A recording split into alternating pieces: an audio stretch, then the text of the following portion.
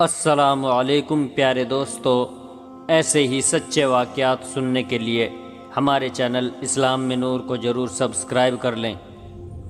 بسم اللہ الرحمن الرحیم۔ پیارے دوستو، پچھلی ویڈیو میں ہم نے اسلامی لشکر کی جنگ تبوک کے لیے روانگی اور راستے کے چند معجزات کے واقعے کو بیان کیا تھا، تو اس کے آگے کا واقعہ بیان کرتے ہیں۔ رومی لشکر کا ڈر کر چھپنا اور حضرت ذوالبجادین کی وفات۔ حضور اقدس صلی اللہ علیہ وسلم نے تبوک میں پہنچ کر لشکر کو پڑاؤ کا حکم دیا، مگر دور دور تک رومی لشکروں کا کوئی پتہ نہیں چلا۔ واقعہ یہ ہوا کہ جب رومیوں کے جاسوسوں نے کیسر کو خبر دی کہ رسول اللہ صلی اللہ علیہ وسلم 30,000 کا لشکر لے کر تبوک میں آ رہے ہیں، تو رومیوں کے دلوں پر اس قدر ہیبت چھا گئی کہ وہ جنگ سے ہمت ہار گئے اور اپنے گھروں سے باہر نہ نکل سکے۔ رسول اللہ صلی اللہ علیہ وسلم نے 20 دن تک تبوک میں قیام فرمایا اور کفاروں کے دلوں پر اسلام کا رعب بٹھا کر مدینہ واپس تشریف لائے، اور تبوک میں کوئی جنگ نہیں ہوئی۔ اسی سفر میں ایلا کے سردار، جس کا نام یخنہ تھا، بارگاہ رسالت میں حاضر ہوا اور جزیہ دینا قبول کر لیا، اور ایک سفید خچر بھی دربار رسالت میں نذر کیا، جس کے صلے میں تاجدار دو عالم صلی اللہ علیہ وسلم نے اس کو اپنی چادر مبارک عنایت فرمائی اور اس کو ایک دستاویز تحریر فرما کر عطا فرمائی کہ وہ اپنے گرد و پیش کے سمندر سے ہر قسم کے فائدے حاصل کرتا رہے۔ اس کے بعد حضور صلی اللہ علیہ وسلم نے حضرت خالد بن ولید رضی اللہ عنہ کو 120 سواروں کے ساتھ دومت الجندل کے بادشاہ عقیدر بن عبد الملک کی طرف روانہ فرمایا اور ارشاد فرمایا کہ وہ رات میں نیل گائے کا شکار کر رہا ہوگا، تم اس کے پاس پہنچو تو اس کو قتل مت کرنا، بلکہ اس کو زندہ گرفتار کر کے میرے پاس لانا۔ چنانچہ حضرت خالد بن ولید رضی اللہ عنہ نے چاندنی رات میں عقیدر اور اس کے بھائی حسان کو شکار کرتے ہوئے پا لیا۔ حسان نے چونکہ حضرت خالد بن ولید رضی اللہ عنہ سے جنگ شروع کر دی، اس لیے آپ رضی اللہ عنہ نے اس کو تو قتل کر دیا، مگر عقیدر کو گرفتار کر لیا اور اس شرط پر اس کو رہا کیا کہ وہ مدینہ بارگاہ اقدس میں حاضر ہو کر صلح کرے۔ چنانچہ وہ مدینہ آیا اور حضور صلی اللہ علیہ وسلم نے اس کو امان دی۔ اس غزوے میں جو لوگ غیر حاضر رہے ان میں اکثر منافقین تھے۔ جب حضور صلی اللہ علیہ وسلم تبوک سے مدینہ واپس آئے اور مسجد نبوی میں نزول انجال فرمایا، تو منافقین قسمیں کھا کھا کر اپنا اپنا عذر بیان کرنے لگے۔ حضور صلی اللہ علیہ وسلم نے کسی سے کوئی مواخذہ نہیں فرمایا، لیکن 3 مخلص صحابی حضرت قعب بن مالک و حضرت ہلال بن امیہ و مرارہ بن ربیعہ رضی اللہ عنہ کا 50 دنوں تک آپ صلی اللہ علیہ وسلم نے بائیکاٹ فرما دیا۔ پھر ان تینوں کی توبہ قبول ہوئی اور ان لوگوں کے بارے میں قرآن کی آیت نازل ہوئی ہے۔ جب آپ صلی اللہ علیہ وسلم نے مدینے کی سرزمین میں قدم رکھا تو عورتیں، بچے اور لونڈی غلام سب استقبال کے لیے نکل پڑے، اور ان منافقین کے بارے میں جو جھوٹے بہانے بنا کر اس جہاد میں شریک نہیں ہوئے تھے اور بارگاہ نبوت میں قسمیں کھا کھا کر عذر پیش کر رہے تھے، قہر و عذاب میں بھری ہوئی قرآن مجید کی آیت نازل ہوئی اور ان منافقوں کے نفاق کا پردہ چاک ہو گیا۔ ذوالبجادین کی وفات اور قبر کا منظر۔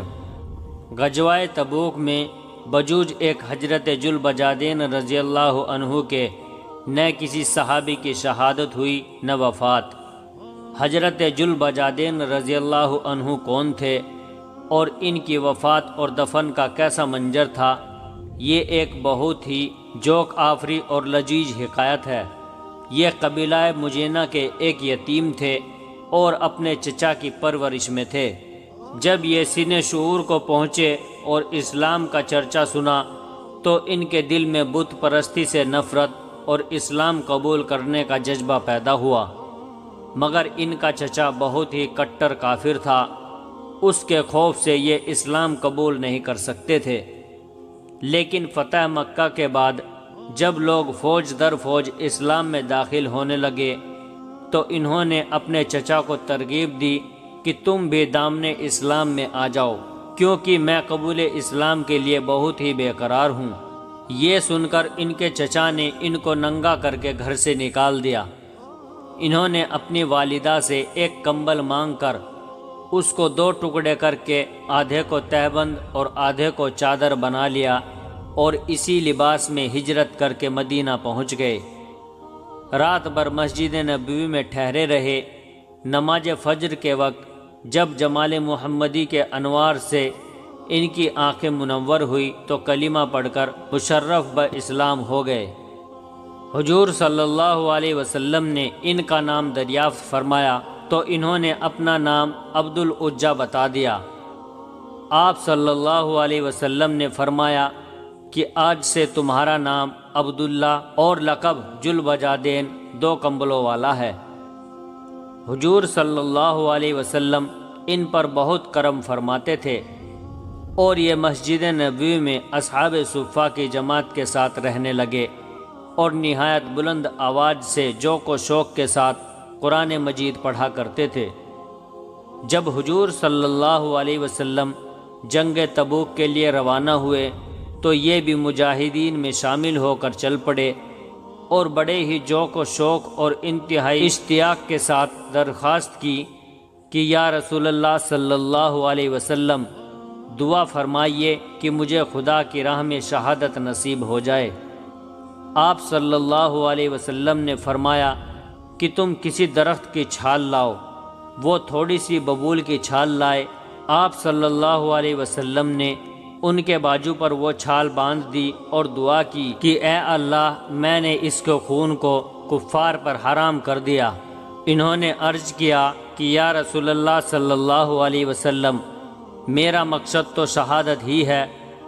ارشاد فرمایا کہ جب تم جہاد کے لیے نکلے ہو تو اگر بخار میں بھی مرو گے، جب بھی تم شہید ہی ہوگے۔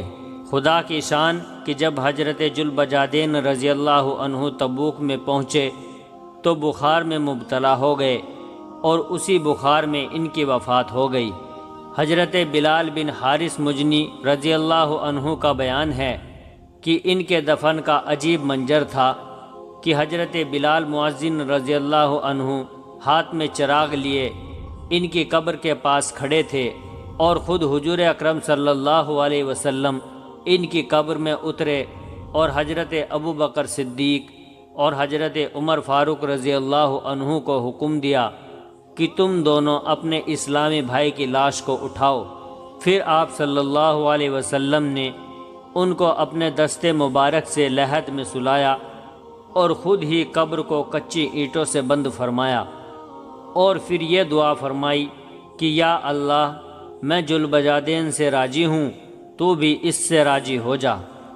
حضرت عبداللہ بن مسعود رضی اللہ عنہ نے حضرت ذوالبجادین رضی اللہ عنہ کے دفن کا منظر دیکھا تو بے اختیار ان کے منہ سے نکلا کہ کاش ذوالبجادین رضی اللہ عنہ کی جگہ میری میت ہوتی۔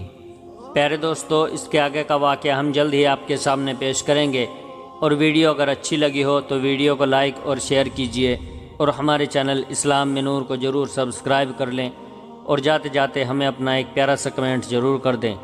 السلام علیکم ورحمۃ اللہ وبرکاتہ۔